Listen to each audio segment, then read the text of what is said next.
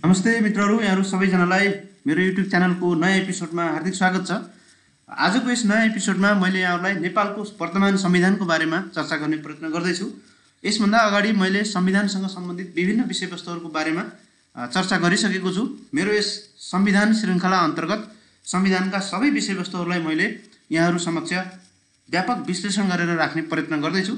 यसै सिलसिलाको यो नयाँ इफोर्टमा नेपालको वर्तमान संविधान, नेपालको संविधान 2072 का मूलभूत विशेषताहरू, सिद्धान्तहरू, यसका व्यवस्थाहरूको बारेमा चर्चा गरौँ। त मित्रहरू, आउनु सबभन्दा पहिला यो संविधान, नेपालको जुन 7औं संविधान छ, अहिले चालु रहेको संविधान छ, यो संविधानले अवलम्बन गरेका मूलभूत सिद्धान्तहरू के हुन् त भन्ने बारेमा चर्चा गरौँ। यो सिद्धान्तले अवलम्बन गरेको मुख्य सिद्धान्त भनेको गणतन्त्र नै हो। त्यस्तै यसले लोकतान्त्रिक शासन पद्धतिलाई आत्मसात गरेको छ। त्यस्तै यसको अर्को सिद्धान्त, यसको अन्तर्निहित सिद्धान्त भनेको सङ्घीय शासन प्रणाली हो, फेडरल गभर्नेन्स सिस्टम हो। र यसको अर्को व्यवस्था भनेको यसले समावेशी लोकतन्त्र, इन्क्लुसिभ डेमोक्रेसीलाई आत्मसात गरेको छ। संविधानमा यो सम्बन्धमा थुप्रै व्यवस्थाहरू गरिएको छ। संविधान एक धर्मनिरपेक्ष राष्ट्र हुन्छ भनिएको छ। त्यस्तै संविधानमा समानुपातिक ढङ्गले सबैको प्रतिनिधित्व हुने व्यवस्था गरिएको छ। धारा 42 मा सामाजिक न्यायको हक छ, धारा 43 मा सामाजिक संरक्षणको हक छ, विभिन्न दलित, आदिवासी, जनजाति, मुस्लिम लगायतका वर्गहरूको हक अधिकारको व्यवस्था गरिएको छ। यसो भएको कारणले गर्दा यो संविधानले समानुपातिक समावेशी लोकतन्त्रको चरित्रलाई आत्मसात गरेको छ। त्यसैले कहिलेकाहीँ यहाँहरूलाई वर्तमान संविधानले अङ्गीकार गरेका मूलभूत सिद्धान्तहरू के हुन् भन्ने प्रश्न आएको खण्डमा 4वटा सिद्धान्तहरू, मूलभूत सिद्धान्तहरू छन्। त्यसबाहेकका अरू थुप्रै सिद्धान्तहरू तपाईँलाई लेख्न सक्नुहुन्छ, जस्तो सुशासनको सिद्धान्त, विकेन्द्रीकरणको सिद्धान्त, मौलिक हकको सिद्धान्त, त्यस्तै विकासको सिद्धान्त, सामाजिक न्यायको सिद्धान्त, सामाजिक संरक्षणको सिद्धान्त, त्यस्तै अरू विभिन्न खालका सिद्धान्तहरू हामीले यहाँनिर भन्न सक्छौँ। अब यो संविधान निर्वाचित प्रतिनिधिहरूबाट बनेको पहिलो संविधान हो। यसको मूलभूत विशेषता भनेको के हो त भन्दा यो जनताका निर्वाचित प्रतिनिधिहरूबाट बनेको पहिलो संविधान हो। किन भन्दा यसभन्दा पहिलाका 6वटा संविधानहरू कि त राजाबाट जारी गरिएका थिए, या श्रीतिनबाट जारी गरिएका थिए, या त कुनै प्रतिनिधि मण्डलले बनाएको थियो जो चाहिँ जनताबाट निर्वाचित थिएनन्। त्यसैले नेपालको लोकतन्त्रको इतिहासमा जनताद्वारा निर्वाचित प्रतिनिधिहरू संविधान सभाबाट बनेको यो पहिलो संविधान हो। यसले संविधानवादलाई आत्मसात गरेको छ। संविधानवाद भन्नुको मतलब के हो त? सबै कुरा संविधान बमोजिम हुने, संविधानभन्दा बाहिर गएर एक्स्ट्रा कन्स्टिट्युसनल कुराहरू नहुने, राज्य सञ्चालन गर्ने सन्दर्भमा सम्पूर्ण व्यवस्थाहरू संविधानमा उल्लेख गरिएको छ र संविधानले नै सबै कुरालाई गाइड गर्छ भने त्यसलाई हामी संविधानवाद भनेर भन्छौँ। त्यस्तो सिद्धान्तलाई यसले आत्मसात गरेको छ।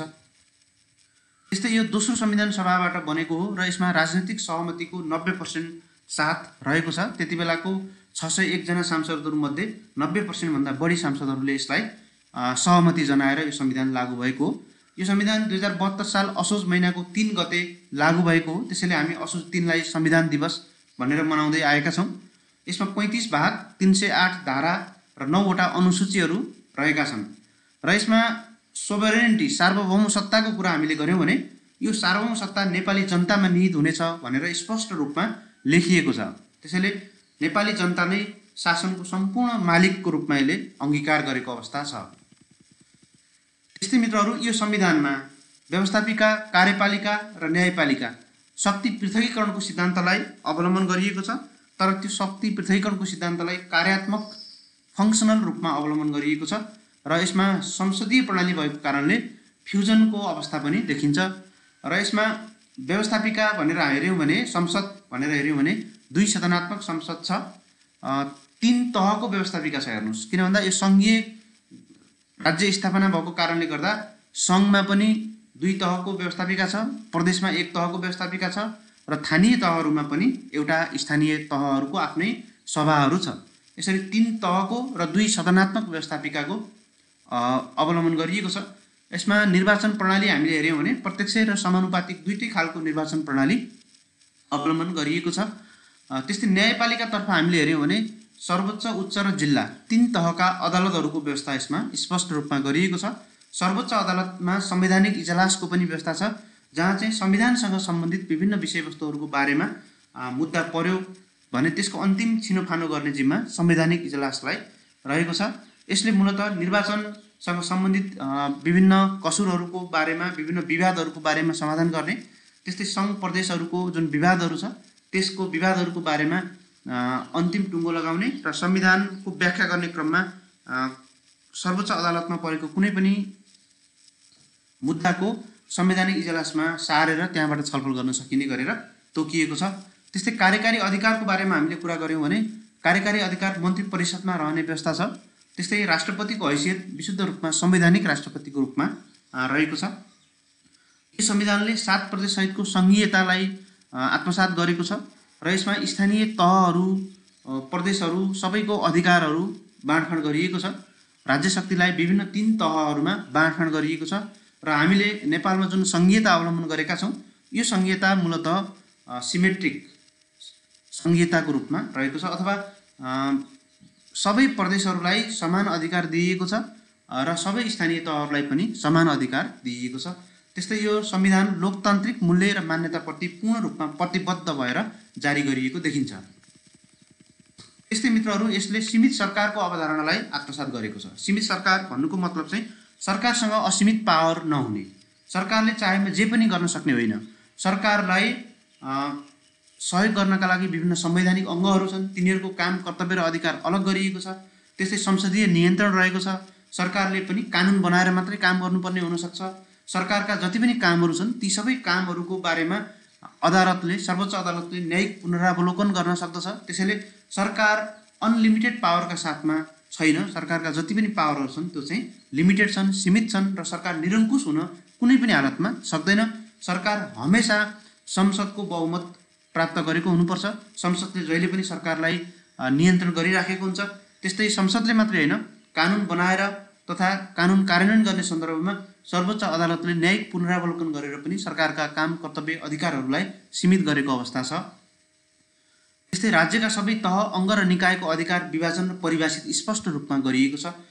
संविधानको भाग 5 मा यहाँले हेर्नुभयो भने त्यहाँनिर, त्यस्तै संविधानको अनुसूची 6, 5, 6, 7, 8, 9 मा हेर्नुभयो भने त्यहाँनिर पनि सबै तहका अङ्ग र निकायहरूको अधिकार विभाजन गरिएको छ।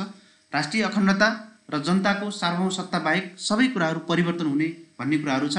यो संविधानमा संविधान संशोधनको जुन व्यवस्था छ यसमा राष्ट्रिय अखण्डता र जनतामा निहित रहेको सार्वभौम सत्ता बाहेकका अरू सबै कुराहरू यसले ल्याउन सक्छ। यतिसम्म कि यो संविधान संशोधन गरेर राजतन्त्र पनि ल्याउन सकिन्छ। यदि 2/3 जनता, 2/3 सांसदहरूले यो संविधानलाई संशोधन गरेर राजतन्त्र ल्याउन पनि सक्छन्। तर राजतन्त्र ल्याउँदा पनि जनतामा निहित सार्वभौम सत्ता चाहिँ हुनैपर्छ।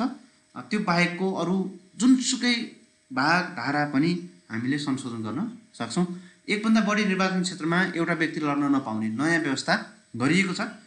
कुनै पनि निर्वाचन क्षेत्रमा लडेको व्यक्ति एउटा निर्वाचन क्षेत्रमा लडेको छ भने एकैपल्ट अर्को निर्वाचन क्षेत्रमा पनि लड्न पाउँदैन, जबकि यसभन्दा पहिला त्यस्तो व्यवस्था थिएन। त्यसैले वरिष्ठ नेताहरू, ठुला नेताहरू एकभन्दा बढी निर्वाचन क्षेत्रमा लड्ने गर्थे। अहिले अब त्यस्तो व्यवस्था अहिले हटायो।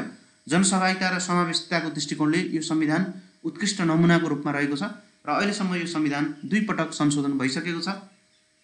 एकपटक समावेशी समानुपातिकको आधारमा मधेसी दलहरूसँग सम्झौता गरेर यो संविधान संशोधन भएको छ र अर्कोपल्ट चाहिँ हाम्रो चुच्चे नक्सा, जुन लिम्पियाधुरा वाला जुन चुच्चे नक्सा छ त्यो नक्सालाई संविधानको अनुसूचीमा त्यो नक्सालाई राख्नका लागि यो संविधान संशोधन भएको छ। यसरी अहिलेसम्म 2 पटक संशोधन भइसकेको अवस्था छ। मित्रहरू, यो संविधानको कमजोरीहरू के छन् त भन्ने बारेमा मेरो युट्युब च्यानलमा एउटा डिटेल भिडियो यहाँहरूले पाउन सक्नुहुन्छ। त्यो डिटेल भिडियोमा मैले सम्पूर्ण सविस्तार त्यसमा बोलेको छु। तर अब यो संविधानको केही संक्षेपमा कमजोरीहरू के छन् भनेर हेऱ्यौँ भने यो संविधान सर्वस्वीकार्य हुन सकेको छैन। सङ्घीयता, धर्मनिरपेक्षता, मधेस आन्दोलन, आर्थिक नाकाबन्दी जस्ता विषयहरू आएका छन् यो संविधान जारी भइसकेपछि। त्यसो भएको कारणले गर्दा यो संविधानलाई सबै आम नेपाली जनताले पूर्ण रूपमा स्वीकार गरेको अवस्था थिएन। सोसियल अनरेस्टहरू बढेको कतिपय अवस्थामा अहिले पनि मधेसदेखि लिएर पूर्वमा चाहिँ संविधानलाई चाहिँ जलाउने कामहरू भइराखेका छन्। त्यो भएको कारणले गर्दा सबै जनतालाई यसले सर्वस्वीकार्य हुने गरेर अगाडि बढ्न सकेको देखिएको थिएन। त्यस्तै कानुन निर्माण गर्दा सङ्घले कानुन नबनाई तल्लो तहमा कानुनहरू निर्माण गर्न कठिन हुने व्यवस्था छ। जस्तो निजामती, सङ्घीय निजामती सेवा ऐन नबनेको कारणले प्रदेशहरूले आफ्नो प्रदेश र स्थानीय निजामती सेवा ऐनहरू बनाउन सकिएको अवस्था छैन। यसले के कुरा जनाउँछ त भन्दा कानुन निर्माणमा यो संविधान एकदम जटिल छ। सङ्घले कानुन बनाएपछि मात्रै प्रदेशले बनाउन मिल्छ र प्रदेशले बनाएपछि मात्रै स्थानीय तहले बनाउन मिल्छ। एउटा कानुन निर्माणमा एउटा हायरार्की कायम गरिएको छ, जुन चाहिँ यदि माथिल्लो हायरार्कीमा रहेको शासकीय इकाइले कानुन बनाइदिएन भने तल्लो तहलाई गाह्रो हुने देखिन्छ। मौलिक हक र मुलुकको आर्थिक अवस्था कमजोर छ। मौलिक हकलाई 31वटा मौलिक हकहरू छन् जुन राज्यले दाता शैलीमा दिनुपर्छ भन्ने कुरा राखिएको छ। राज्य सबैको दाता हो, राज्यसँग सबथोक छ भन्ने कुरा पारिएको छ, जुन चाहिँ गलत छ। राष्ट्रिय आय र उत्पादन वृद्धि नगरी हकहरू प्रत्याभूत गर्न कठिन हुने देखिन्छ। यो संविधानमा जति कुराहरू लेखिएको छ त्यो आदर्श कुराहरू छन्, तथापि त्यसलाई कार्यान्वयन गर्नमा अलिकति कठिन देखिन्छ। अधिकार क्षेत्र प्रयोगमा पनि समस्या छ। कतिपय कानुनहरू बाजिन्छन्। विभिन्न निकायहरू जस्तो समावेशी आयोग पनि छ, आदिवासी जनजाति आयोग पनि छ। यो दुईटाको काम चाहिँ एउटै हो। त्यसै संसदीय समितिहरूको कुराहरूमा पनि अधिकारहरू बाजिने गरेको छ। सङ्घले एकल अधिकारमा हस्तक्षेप गर्ने गरेको उदाहरणहरू पनि हामीले प्रशस्तै देख्छौँ। त्यस्तै प्रदेशले न्यून अधिकार पाएको गुनासो पनि देख्न सकिन्छ। त्यस्तै क्षमता विकास नगरी स्थानीयलाई धेरै अधिकारहरू दिएको छ, जुन चाहिँ स्थानीय तहले प्रयोग गर्न सकेको अवस्था छैन। प्रतिनिधि सभाको पटक पटक विघटन भइसकेको छ। 2 पटक प्रतिनिधि सभाको विघटन गर्नुभएको छ। तत्कालीन प्रधानमन्त्री केपी शर्मा ओलीले एकपल्ट विघटन गर्नुभयो। संसद सर्वोच्च अदालतले फेरि त्यसलाई विघटन गर्न पाउनुहुन्न भनेर फेरि पुनर्जीवित गर्यो र उहाँले फेरि पनि विघटन गरिदिनु भयो। यसरी यो के हो त? यो संसद विघटन गर्न पाउने हो कि नपाउने हो कि? व्यक्तिगत लहरको आधारमा संसद विघटन गरिदिने हो कि? अब संसद विघटन गर्दा पनि उहाँले अहिलेसम्म पनि भनिराख्नु भएको छ संसद विघटन गर्न मिल्छ भनेर। त्यसैले यो कुराहरू पनि क्लियर भएको अवस्था छैन। अदालतले संसद र सरकार स्थापित गर्नुपर्ने अवस्था आउनु, प्रधान न्यायाधीशलाई महाभियोग लगाइएको छ जस्ता कुराहरू छन्। राष्ट्रपतिको भूमिका चाहिँ त्यति प्रभावकारी देखिएको छैन, त्यति स्पष्ट पनि देखिएको छैन। जस्तो प्रतिनिधि सभा विघटनमा, नागरिकता विधेयक आदिमा राष्ट्रपतिले दोहोरो चरित्र, दलीय चरित्र अवलम्बन गर्नुभएको देखिन्छ स्पष्ट रूपमा। प्रतिनिधि सभा विघटन जस्ता कुराहरूमा अलिदिन कुर्नुस्, यसलाई चाहिँ अलिकति वृहत सम्झौता गराएर, वृहत सहमति गराएर ल्याउनुहोस् भन्न सक्नु भएन। र नागरिकता विधेयक जस्ता कुराहरूमा उहाँले चाहिँ संसदले एकपल्ट पारित गरेको विधेयक फिर्ता गर्नुभयो र फेरि उहाँले चाहिँ अर्कोपल्ट पनि संसदले फेरि पारित गरेर ल्याउँदा पनि उहाँले विथहोल्डमा त्यसलाई राखिदिनु भयो। त्यसलाई चाहिँ केही पनि नगरेर राखिदिनु भयो। उहाँ रिटायर भएर जानुभयो। त्यसपछि अर्को राष्ट्रपति आएर त्यसलाई फेरि पारित गर्नुभयो। भनेको राष्ट्रपतिको भूमिका के हो त? राष्ट्रपतिलाई के कुनै कारबाही नै नहुने हो? राष्ट्रपतिको कार्यकारी भूमिका त होइन नि, यो संविधानले परिकल्पना गरेको छैन। तर व्यवहारमा राष्ट्रपतिले कार्यकारी अधिकार प्रयोग गरेको, संसदले गरेको, बहुमतले पारित गरेको, 2 पल्ट पारित गरेका विधेयकहरू समेत उहाँले रोकेर राखिदिनु भयो। त्यो चाहिँ संविधानमा कहीँ पनि छैन। तर अब यस्तो राष्ट्रपतिलाई कारबाही के गर्ने भन्ने कुरा चाहिँ कहीँ पनि छैन। यदि संसदले पेश गरेको विधेयक, पारित गरेको विधेयक राष्ट्रपतिमा पठाएर राष्ट्रपतिले त्यसलाई लालमोहर प्रमाणीकरण गर्नेछ भन्ने व्यवस्था छ। यदि नगरेमा के हुने भन्ने व्यवस्था राखिएन। अब त्यतिसम्म पनि जान सक्ला राष्ट्रपति महोदय भन्ने कुरा चाहिँ संविधानमा कल्पना गरिएन। त्यस्तै अर्को कमी कमजोरी हामीले हेऱ्यौँ भने देशको ठुलो लागत बेहोर्नु पर्ने अवस्था छ। किन भन्दा यसमा धेरैजना सांसदहरू, धेरैजना मन्त्रीहरू छन्, तर जनताको अवस्थामा सुधार देखिएको छैन। सङ्घीयता जुन छ यो चाहिँ मुलुकको लागि अलिकति खर्चिलो प्रणाली रहेको छ। विषयवस्तुको व्यापकता भए पनि कार्यान्वयनमा पृथकता आउन सकेको छैन। सबै विषयवस्तुहरूलाई हामीले समानुपातिक ढङ्गले कार्यान्वयन गर्न सकेका छैनौँ। अधिकारमा पनि विरोधाभास छ। धारा 57 र 226(2) प्रदेशले कार्यविधि तय गर्ने भन्ने कुराहरू छ। धारा 225 हेर्नुभयो भने स्थानीय तहको कार्यकाल समाप्त भएको 6 महिनाभित्रको व्यवस्था के हुने भन्ने कुराहरू त्यहाँनिर स्पष्ट छैन। दलका सङ्घीय र प्रदेश तहका प्रत्येक अधिकारीहरूको निर्वाचन कम्तीमा 5 वर्षमा गर्नुपर्ने भनेको छ। तर अब बढीमा कति वर्षमा गर्नुपर्ने भन्ने कुराहरू सैद्धान्तिक एवं भाषागत त्रुटिहरू रहेको छ। दलका प्रत्येक तहका पदाधिकारीहरूको निर्वाचन 5 वर्षमा, कम्तीमा 5 वर्षमा गर्ने भनेको छ। 5 वर्ष कम्तीमा गर्ने अरे, 5 वर्ष पुगेपछि गर्ने अरे। अनि कति वर्षमा? 20 वर्ष, 25 वर्षमा नगरी पनि हुने हो त? जस्ता त्यो एउटा भाषागत र सैद्धान्तिक त्रुटि त्यहाँनिर देखिन्छ। मित्रहरू, यति धेरै कमजोरीहरू यो संविधानको छन्। अब यो संविधानका केही अन्तर्वस्तुहरूको बारेमा कुरा गरौँ। कन्स्टिट्युसनलिजम, संविधानवाद। यो संविधान, नेपालको वर्तमान संविधानले संविधानवादलाई आत्मसात गरेको छ, कन्स्टिट्युसनलिजमलाई आत्मसात गरेको छ। अब यो कन्स्टिट्युसनलिजम भनेको के हो त? यो सीमित सरकारको अवधारणा हो। रुल अफ ल अनुसार सबै कुरा संविधान बमोजिम हुने भन्ने कुरालाई हामी कन्स्टिट्युसनलिजम भनेर भन्छौँ। मूलभूत रूपमा कन्स्टिट्युसनलिजममा सुप्रिमेसी अफ कन्स्टिट्युसन, संविधानको सर्वोच्चतालाई स्वीकार गरिएको हुन्छ। संविधान supreme law of the land हो र त्यो मुताबिक सबै कानुनहरू बन्नुपर्छ र संविधान बमोजिम नबनेका कानुनहरू खारेज हुनुपर्छ, ती लागू हुनु हुँदैन र संविधानले सबै व्यवस्था गरेको हुनुपर्छ। त्यो कुरा संविधानवाद हो। हाम्रो संविधानले यो कुरा स्वीकार गरेको छ। त्यस्तै रुल अफ ल पनि हुनुपर्छ संविधानवादमा। रुल अफ ल भनेको सबै कुरा कानुन बमोजिम हुने, कानुन न्यायोचित हुने र न्यायोचित कानुनको विवेकसम्मत प्रयोग हुने र कानुनभन्दा माथि कोही पनि नहुने, everything must be in accordance with law, यो कुराहरूलाई हामीले रुल अफ ल भनेर भन्छौँ। त्यस्तै separation of power, check and balance, शक्ति पृथककरण, नियन्त्रण र सन्तुलनको सिद्धान्त जुन छ यो सिद्धान्त कन्स्टिट्युसनलिजमभित्रकै सिद्धान्त हो। त्यस्तै कन्स्टिट्युसनलिजमभित्रको अर्को सिद्धान्त independent judiciary and judicial review हो। स्वतन्त्र न्यायपालिका र न्यायिक पुनरावलोकन। नेपालको न्यायपालिका स्वतन्त्र छ र यसले न्यायिक पुनरावलोकन पनि गर्न सक्छ। न्यायिक पुनरावलोकन भनेको संसदले बनाएको कानुन संविधानसँग बाजिएको छ भने त्यसलाई खारेज गर्न सक्छ, अथवा कार्यपालिकाले गरेका जति पनि निर्णयहरू छन्, कार्यहरू छन्, त्यो चाहिँ यदि संविधानसँग या कानुनसँग बाजिएका छन् भने त्यसलाई उसले रिभ्यू गरेर खारेज गर्न सक्छ। त्यस्तै प्रोटेक्सन अफ फन्डामेन्टल राइट्स हुनुपर्छ कन्स्टिट्युसनलिजममा, त्यो हामीसँग छ। त्यस्तै रिप्रेजेन्टेटिभ एन्ड रेस्पोन्सिभ गभर्मेन्टको कुरा यसले गर्छ। अघि पनि हामीले भन्यौँ नेपालमा अहिले चाहिँ त्यस्तै अब अहिले चाहिँ हामीले रिप्रेजेन्टेटिभ एन्ड रेस्पोन्सिभ गभर्मेन्टको कुरा गर्छौँ, पिरियोडिक इलेक्सनको कुरा गर्छौँ, फ्री कन्स्टिट्युसनल अर्गान्सहरूको पनि कुरा गर्छौँ र लिमिटेड गभर्नेन्सको कुरा गर्छौँ। यो सबै कुराहरूको आधारमा हामीले नेपालमा कन्स्टिट्युसनलिजम छ भनेर भन्न सक्छौँ। अब यो संविधानवाद मूलतः दुई किसिमको हुन्छ। एउटा हामीले कानुनी संविधानवाद भनेर भन्छौँ, अर्को राजनीतिक संविधानवाद भनेर भन्छौँ। कानुनी संविधानवाद भनेको अदालती प्रक्रिया अवलम्बनद्वारा सरकारका असंवैधानिक क्रियाकलाप उप नियन्त्रण गर्ने, अदालतमा क्वेसन उठाउन सकिने व्यवस्थालाई कानुनी संविधानवाद भनेर भनिन्छ। यो उपचारात्मक संविधानवाद पनि हो।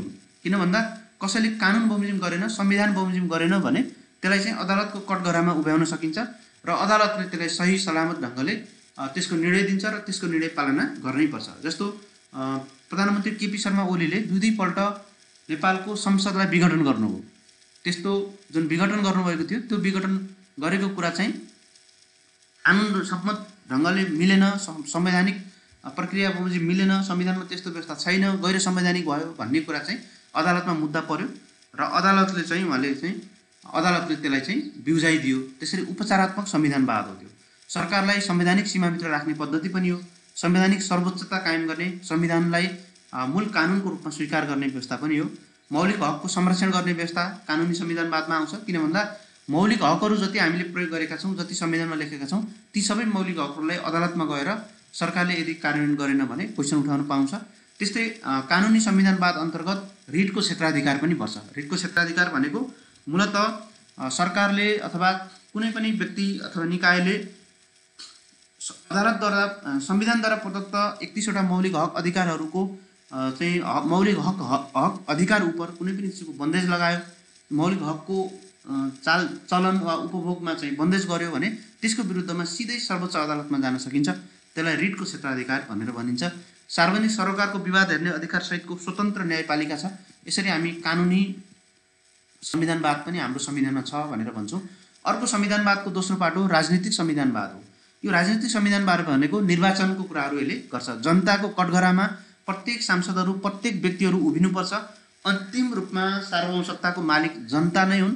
त्यसैले जनताभन्दा माथि कोही पनि छैन र जनताले जे चाहे त्यो कुरा यो मुलुकमा हुन्छ भन्ने कुरालाई हामी राजनीतिक संविधानवाद भनेर भन्छौँ। यसमा मूलतः हामी कहाँ संविधानको बेसिक स्ट्रक्चरमै जुन असंशोधनीय चरित्र छ त्यसमा जनतामा निहित सार्वभौम सत्ता भनेर भनिएको छ, जुन चाहिँ संशोधन गर्न पनि मिल्दैन। राजनीतिक प्रक्रियाको माध्यमबाट शक्तिको दुरुपयोग रोक्ने संयन्त्रहरू छन्। बालिग मताधिकार छ। सबै 18 वर्ष पुगेका नेपाली नागरिकले भोट हाल्न पाउँछन्। आवधिक निर्वाचन, प्रत्येक 5-5 वर्षमा निर्वाचन हुनुपर्छ। धारा 85 मा महाभियोग लगाउन सकिन्छ। संसदले महाभियोग लगाउन सक्छ, सर्वोच्च अदालतका न्यायाधीशहरू। त्यस्तै सरकारले महाभियोग लगाउने अन्य निकायहरूमा संवैधानिक निकायका अथवा संवैधानिक अङ्गका पदाधिकारीहरूलाई, राष्ट्रपति उपराष्ट्रपतिलाई महाभियोग लगाउन सक्छ। संसदीय समितिहरू छन्, त्यसले सरकारका विभिन्न कार्यहरूलाई नियन्त्रण गर्छ र संवैधानिक अङ्गहरू छन्, त्यसले पनि राजनीतिक संविधानवादको काम गर्छन्। अब यो संविधानमा कानुनको शासनको कुरा के छ त? वर्तमान संविधानमा रुल अफ ल भनेर हामीले हेऱ्यौँ भने प्रस्तावनामा कानुनी राज्यप्रति प्रतिबद्ध हुने भन्ने व्यवस्था स्पष्ट रूपमा उल्लेख भएको छ। त्यस्तै संविधानवाद, शक्तिको पृथकीकरण, सार्वभौम सत्ता र राजकीय सत्ता जस्ता कुराहरू उल्लेख भएको छ जसले कानुनको शासनलाई आत्मसात गर्दछन्। यो संविधानले समानता, कानुनका अगाडि सबै समान हुने, मृत्युदण्ड हुने गरेर कानुन बनाउन नपाइने र अन्य स्वतन्त्रताको प्रत्याभूति पनि दिएको छ। न्याय सम्बन्धी हकहरू छ, निःशुल्क कानुनी सहायताको हक पनि छ, स्वच्छ सुनवाईको हकको कुरा यसले गर्दछ, आर्थिक सामाजिक हक, सामाजिक न्यायको हकको कुराहरू लेखिएको छ। न्यायिक पुनरावलोकनको अधिकार सहितको स्वतन्त्र न्यायपालिका छ, स्वतन्त्र संवैधानिक निकायहरूको व्यवस्था गरिएको छ जसले यो संविधानले कानुनको शासनलाई आत्मसात गरेको छ भनेर भन्न मिल्छ। यो संविधानमा शक्तिको पृथकीकरण र शक्ति सन्तुलन र नियन्त्रणको अवस्था के छ भनेर हामीले हेऱ्यौँ भने सङ्घीय संरचना छ। यसमा 3 तहमा राज्य शक्तिलाई विभाजन गरिएको छ, 7 प्रदेशहरूको निर्माण गरिएको छ, स्थानीय तहमा नगरपालिका र गाउँपालिकाहरू छन्, कार्यकारिणी, व्यवस्थापकीय र न्यायिक अधिकारको स्पष्ट रूपमा पृथकीकरण गरिएको छ र यसमा संसदीय शासन व्यवस्था अनुकूलको शक्ति सन्तुलन नियन्त्रणको सिद्धान्तलाई हामीले व्यवहारमा अवलम्बन गरेका छौँ। अब मौलिक हकको कुरा गऱ्यौँ यो संविधानमा भन्दा नागरिकका सर्वोच्च अधिकारहरू यसमा 31वटा उल्लेख गरिएको छ जसलाई असाधारण उपचारको व्यवस्था पनि गरिएको छ। असाधारण उपचार भनेको तत्काल सर्वोच्च या उच्च अदालतमा मौलिक हक बन्देज भएको अवस्थामा कुनै पनि नागरिक जान पाउँछ। त्यस्तो प्रकारको असाधारण उपचारको हक पनि मौलिक हक उप राखिएको छ। मौलिक अधिकारमा यसले विशेष जोड दिएको छ। विगतका संविधानहरूबाट प्रत्याभूत गरिँदै आएका स्वतन्त्रता, समानता, वातावरण, सम्पत्ति निवारण, नजरबन्द विरुद्धको हक, त्यस्तै धार्मिक स्वतन्त्रताको हक, शिक्षा, स्वास्थ्य, महिलाको हक, श्रमिकको हक, बालबालिकाको हक, सूचना, गोपनीयता, शोषण विरुद्धको हक, देश निकाला विरुद्धको हक लगायतलाई निरन्तरता दिइएको छ। त्यस्तै यसले थप मौलिक हकहरूको पनि व्यवस्था गरेको छ। आवासको हक, खाद्यको हक, दलितको हक, ज्येष्ठ नागरिकको हक, उपभोक्ताको हक, अपराध पीडितको हकलाई यसले पहिलोपल्ट मौलिक हकको रूपमा प्रत्याभूत गरेको छ। यसरी 31वटा मौलिक हकहरू जुन चाहिँ संसारमै धेरै मौलिक हकहरू संविधानमा उल्लेख गर्ने संविधानहरूमा नेपाल पनि परेको छ। अब यो संविधानको अर्को विशेषता भनेको यसमा सङ्घीय संरचना छ। धारा 56मा 3 तहको मूल संरचना हुने भनिएको छ। त्यस्तै 7 प्रदेशको सहितको सङ्घीयता यसले अवलम्बन गरेको छ। अनुसूची 4मा प्रदेशगत जिल्ला सहितको विवरण तोकिएको छ जहाँ 7वटा प्रदेशहरूको र 77वटा जिल्लाहरूको विवरण तोकिएको छ। तिनै तहलाई एकल अधिकार, सेल्फ रुल र साझा अधिकार, सेयर्ड रुलको सूचीहरू तोकिएको छ। अनुसूचीहरूमा अनुसूची 5मा सङ्घको एकल अधिकार छ, 6मा प्रदेशको एकल अधिकार छ, 7मा सङ्घ र प्रदेशको साझा अधिकारको कुरा गरिएको छ। त्यस्तै अनुसूची 8मा स्थानीय तहको एकल अधिकारको कुरा गरिएको छ र अनुसूची 9मा सङ्घ, प्रदेश र स्थानीय तह तिनै तहको साझा अधिकारको सूची रहेको छ। यसरी हामी कहाँ सेल्फ रुल पनि छ र सेयर्ड रुल पनि छ। सेल्फ रुल यानि कि एकल अधिकार र साझा अधिकार दुईटै तरिकाले शासन सञ्चालन गर्नुपर्छ भन्ने मान्यता रहेको छ। त्यसैले हाम्रो यो कोअपरेटिभ फेडरलिजम भनेर भन्छौँ, सहकार्यमूलक सङ्घीयता हामीले अवलम्बन गरेका छौँ। सङ्घ प्रदेश बीच तथा प्रदेश बीच उत्पन्न राजनैतिक विवाद समाधान गर्न प्रधानमन्त्रीको नेतृत्वमा अन्तर प्रदेश परिषद पनि रहेको छ। त्यसैले हामीले यसलाई कोअपरेटिभ फेडरलिजम भनेर पनि भन्न सक्छौँ। यसमा सङ्घको अधिकार यहाँले हेर्नुभयो भने देशभर शासन गर्ने र सहशासन गर्ने तहलाई हामी सङ्घ भनेर भन्छौँ। सङ्घ भनेको नेपाल सरकार जुन केन्द्रीय सरकार छ त्यो हो। अनुसूची 5मा एकल अधिकार सूचीहरू रहेको छ जसमा रक्षा, सेना, राष्ट्रिय सुरक्षा, प्रतिरक्षा, बैङ्क, वित्तीय नीति, परराष्ट्र, कूटनीतिक मामिला, भन्सार, मूल्यवृद्धि कर, त्यस्तै अन्तशुल्क, सङ्घीय सरकारी सेवा, ठुला विद्युत सिँचाइ आयोजनाहरू, स्वास्थ्य नीति, अन्तर्राष्ट्रिय व्यापार, नागरिकता, भिसा, राजधानी, अध्यागमन आदि विषयहरूलाई अनुसूची 5मा एकल अधिकारको सूचीमा राखिएको छ। त्यस्तै अनुसूची 7मा सङ्घ र प्रदेशको साझा अधिकारको सूची छ र अनुसूची 9मा सङ्घ, प्रदेश र स्थानीय तहको साझा अधिकारको सूची रहेको छ। यसरी सङ्घको अधिकार मूलतः अनुसूची 5, 7 र 9मा तोकिएको छ। त्यस्तै प्रदेशको अधिकार सङ्घीय तहहरू बिचको इकाइको रूपमा प्रदेश तह रहेको छ। प्रदेशभन्दा माथि सङ्घ छ र तल स्थानीय तहहरू छ। त्यो दुईटाको बिचमा कोअर्डिनेसन गर्ने निकायको रूपमा प्रदेश रहेको छ। अनुसूची 6मा प्रदेशको एकल अधिकारमा प्रदेशको शान्ति सुरक्षा, प्रदेश प्रहरी, प्रदेश सरकारी सेवा, घर जग्गा, सवारी साधन, मनोरञ्जन, विज्ञापन कर आदि, प्रदेश स्तरको विद्युत, सिँचाइ र खानेपानी सेवा, प्रदेश विश्वविद्यालय, उच्च शिक्षा, स्वास्थ्य सेवा, प्रदेशभित्रको व्यापार आदि तोकिएको छ। अनुसूची 7मा सङ्घ र प्रदेशको साझा अधिकारको सूची पनि तोकिएको छ। त्यस्तै अनुसूची 9 मा सङ्घ प्रदेश र स्थानीय तहको साझा अधिकारको सूची तोकिएको छ। साझा अधिकारको सूचीको विषयमा सङ्घले कानुन बनाएमा त्यसलाई प्रदेशले मान्नुपर्ने व्यवस्था पनि छ। अब स्थानीय तहको अधिकार पनि तोकिएको छ यो संविधानमा।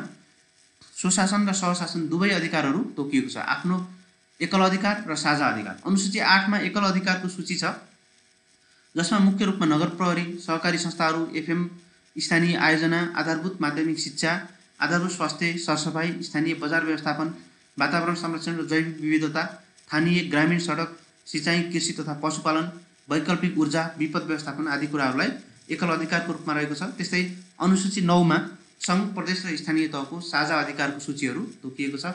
साझा अधिकारको विषयमा सङ्घ प्रदेशले कानुन बनाएमा स्थानीय तहले पालना गर्नुपर्ने भन्ने कुराहरू छ। अब यसमा अर्को संवैधानिक अङ्गहरूमा लोकसेवा आयोगको व्यवस्था गरिएको छ। धारा 242 मा लोकसेवा आयोगको संरचना र काम कर्तव्यमा व्यापक परिवर्तन गरेको छ। यो संविधानले गरेको नयाँ व्यवस्था हो। यो सङ्घीय सरकारी सेवाको लागि लोकसेवा आयोग र प्रदेशको सरकारी सेवाको लागि धारा 244 मा प्रदेश लोकसेवा आयोगको व्यवस्था गरेको छ। यसको सङ्गठनात्मक संरचना, योग्यता र काम कर्तव्य र अधिकारमा देशभर एकरूपता कायम गर्न सङ्घीय कानुनले आधार र मापदण्ड बनाउने भन्ने व्यवस्था छ, जसअनुसार प्रदेशहरूमा लोकसेवा बनिसकेका छन् र तिनीहरूले काम पनि थालनी गरिसकेका छन्। सेना, प्रहरी, सशस्त्र प्रहरी लगायत सङ्गठित संस्थाको लिखित परीक्षा लिने गरी दायरा विस्तारित गरिएको छ लोकसेवा आयोगको। त्यस्तै बढुवा, विभागीय कारबाही र सेवा शर्त कानुनको विषयमा पनि परामर्श लिनुपर्ने कुराहरू गरिएको छ। लोकसेवा आयोगमा व्यापक परिवर्तन गरिएको छ। त्यस्तै यो संविधानमा आएको नयाँ परिवर्तनमा समावेशीकरण हो। संविधानको एक महत्त्वपूर्ण विशेषता र सिद्धान्तको रूपमा हामीले समावेशीकरणलाई लिन सक्छौँ। प्रस्तावनामा पनि समावेशीकरण शब्द परेको छ। त्यस्तै राज्यको परिभाषामा नेपाल एक समावेशी राज्य हुने भनिएको छ। सकारात्मक विभेद, मौलिक हकमा पनि उल्लेख भएको छ। त्यस्तै समावेशीकरणसँग सम्बन्धित विभिन्न मौलिक हकहरू छ। धारा 42 मा सामाजिक न्यायको हक छ। धारा 43 मा सामाजिक संरक्षणको हक पनि रहेको छ। समावेशीकरण र सामाजिक न्याय सम्बन्धी नीतिहरू रहेको छ। राष्ट्रपति, उपराष्ट्रपति, प्रतिनिधि सभाको राष्ट्रिय सभा र प्रदेश सभामा सभामुख र उपसभामुखहरू फरक लिङ्ग र समुदायको हुनुपर्ने भन्ने व्यवस्था छ। यसरी यो एउटा अनुपम नमुनाको रूपमा नेपालको संविधानलाई हामीले समावेशीकरणको दृष्टिकोणले हेर्न सक्छौँ। राष्ट्रपति, उपराष्ट्रपतिको निर्वाचन सङ्घीय संसदका सदस्य र प्रदेश सभाका सदस्य मतदाता रहेको निर्वाचक मण्डलबाट हुने भन्ने कुराहरू उल्लेख गरिएको छ। राष्ट्रिय सभामा सदस्यको निर्वाचन प्रत्येक सभाका सदस्य लगायत स्थानीय तहका प्रमुख र उपप्रमुख पनि निर्वाचक मण्डल रहेको सदस्यहरूले गर्ने भन्ने कुराहरू उल्लेख भएको छ। सङ्घीय सांसद र प्रदेश सभाको समानुपातिक निर्वाचन प्रणाली अवलम्बन गरिएको छ। त्यस्तै राज्यका सबै अङ्ग र निकायमा समावेशी नियुक्ति, सङ्घीय सरकारी सेवामा खुल्ला र समानुपातिक परीक्षाबाट पदपूर्ति आदि जस्ता व्यवस्थाहरू छन्, जसले गर्दा समावेशीकरणलाई यसले थप टेवा दिएको छ।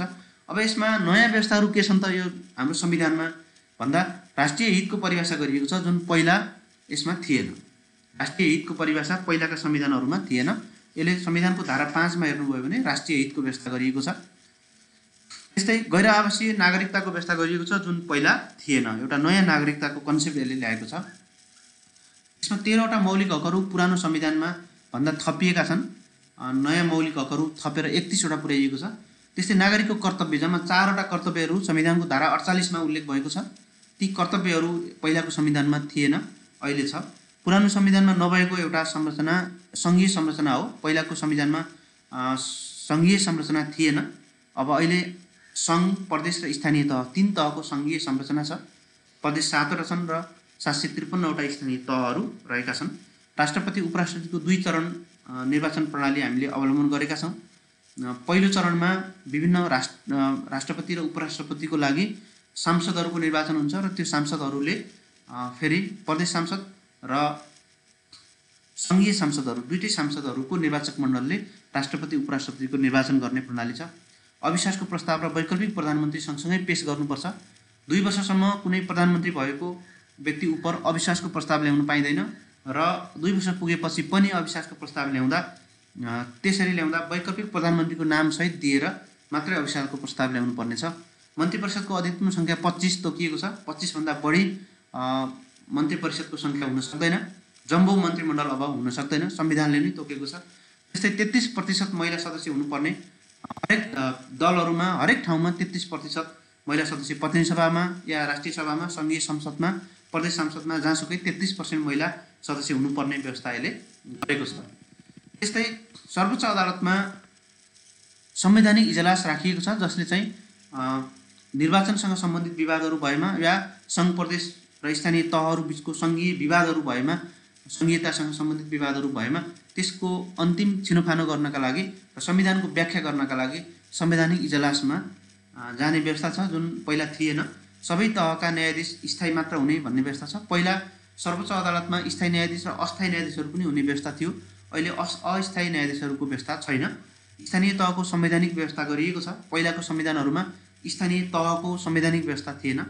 त्यस्तै संवैधानिक निकाय थप गरिएको छ।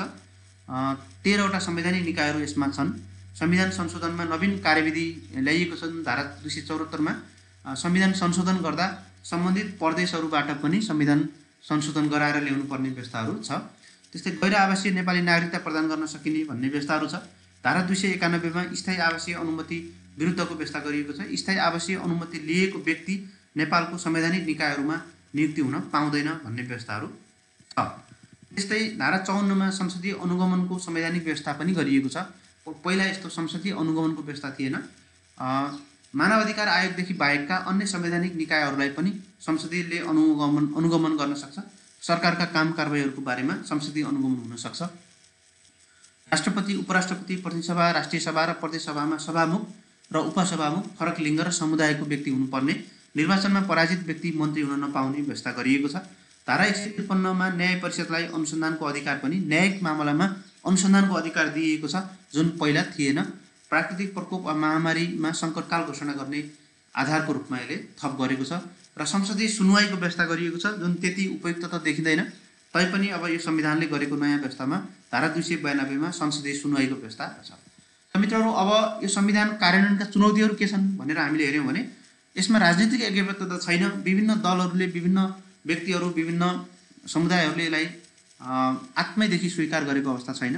बुद्धि, विवेक र क्षमता आवश्यक पर्छ यो संविधान कार्यान्वयन गर्नका लागि, जुन हाम्रो नेतृत्व वर्गमा त्यति देखिँदैन। अम्बेडकरले के भनेका छन् भारतीय संविधान निर्माता भन्दा, त्रुटि र कमजोरीहरू संविधानमा होइन कि संविधान कार्यान्वयन गर्ने व्यक्तिहरूमा हुन्छ, हामीमा हुन्छ भनेको छ। त्यसैले यो संविधान आफैमा राम्रो छ, तर अब यो संविधान राम्रा पक्षहरूलाई कार्यान्वयन गरेर नराम्रा पक्षहरूलाई क्रमशः संविधान संशोधन गर्ने या न्यायिक पुनरावलोकन गरेर अदालती व्याख्याद्वारा पनि त्यसलाई हटाउन सकिन्छ। यसरी त्रुटि र कमजोरी हामीमा छन्, त्यसलाई चाहिँ हामी कार्यान्वयनकर्ताहरूमा छन्, त्यसलाई चाहिँ हामीले हटाउँदै जानुपर्छ। संविधान सम्मत कानुन निर्माण, अक्षर र भावना बमोजिमको कार्यान्वयन गर्नुपर्ने आवश्यकता छ।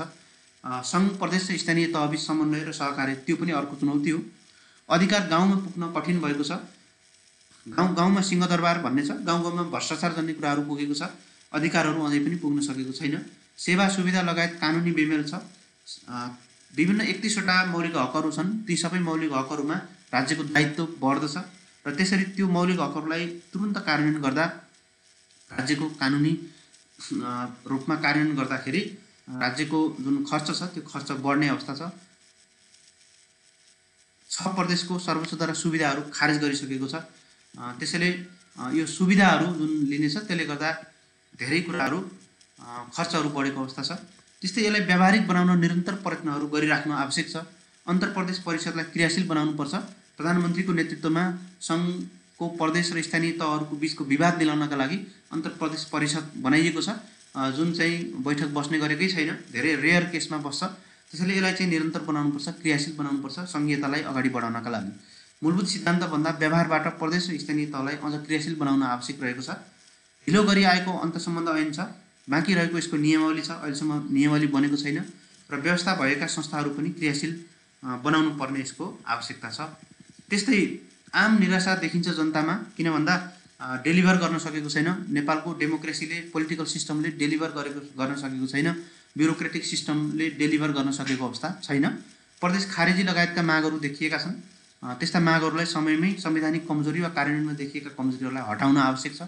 मुख्य ध्यान संविधान कार्यान्वयनमा जाने कि भर्सेस राजनीतिक लाभ लिने भन्नेमा हाम्रो राजनीतिक दलहरू त्यहाँनिर अड्किएको देखिन्छ। शब्दमा सीमित समाजवाद भन्ने छ, समाजवाद उन्मुख संविधान भनेर भनिएको छ, जुन चाहिँ शब्दमा सीमित छ। विकास प्राथमिकता पर्न सकेको छैन। कार्यविस्तृतीकरण, नीतिगत कानुनी योजना, कार्यक्रम लगायतका विभिन्न विकास व्यवस्थापनमा विभिन्न खालको चुनौतीहरू हामीले सामना गरिराखेका छौँ। ती चुनौतीहरूले अन्ततोगत्ता संविधान कार्यान्वयनमै चुनौतीहरू देखाउने हुन्। कर्तव्य पालनामा व्यक्तिहरू, दलका नेताहरू, ब्युरोक्रेसी सबै उदासीन देखिन्छ। व्यवस्थापकीय असक्षमता पनि छ। जनमतको भन्दा राजनीतिक सहमतिको झझल्को यसमा बढी देखिएको छ। त्यस्तै सबै जायज नाजायज रगडा झगडा लफडा र सवालहरू न्यायालयमा पुग्ने र न्यायालय निर्णय गर्ने सन्दर्भमा संवेदनशील हुनुपर्ने देखिन्छ। जति पनि अदालतमा सबै प्याराडाइज अफ हेभन भनेर भन्छौँ नि, यो प्याराडाइज अफ लयर कानुनविदहरूको लागि यो चाहिँ धेरै प्याराडाइज बनेको छ यो संविधान। किन भन्दा धेरै विवादहरू यसमा आउनेछन् र ती कार्यपालिकामा पनि धेरै विवाद छन्, व्यवस्थापिकामा पनि धेरै विवादहरू छन्। ती विवादहरू जति हुन्छन् त्यति चाहिँ अदालतमा जान्छ र अदालतमा निर्णय नहुँदा ती निर्णयका बन्दीहरू हुन्छन्। यसले गर्दा कार्यान्वयन गर्न चुनौती छ। अदालती प्रक्रिया र अनिर्णय आचरण संस्कृतिगत सुधारका कुराहरू पनि छन् र असाधारण अधिकार प्रयोग गर्ने संस्था र व्यक्तिले असाधारण कर्तव्य र विवेकको पालना गर्नुपर्ने अवस्था पनि छ। यसरी नेपालको अहिलेको वर्तमान संविधान कार्यान्वयनका धेरै चुनौतीहरू पनि छन्। त मित्रहरू, आज मैले यहाँलाई नेपालको वर्तमान संविधानको बारेमा यसका विशेषताहरू, यसले अवलम्बन गरेका मूलभूत व्यवस्थाहरू र यसका कमी कमजोरीहरू तथा कार्यान्वयनको व्यवस्थाको बारेमा चर्चा गरेँ। आगामी दिनहरूमा म यो संविधानको अरू व्यवस्थाहरू ल्याएर यहाँहरू समक्ष उपस्थित हुनेछु। आजलाई यति गरौँ। हस्त।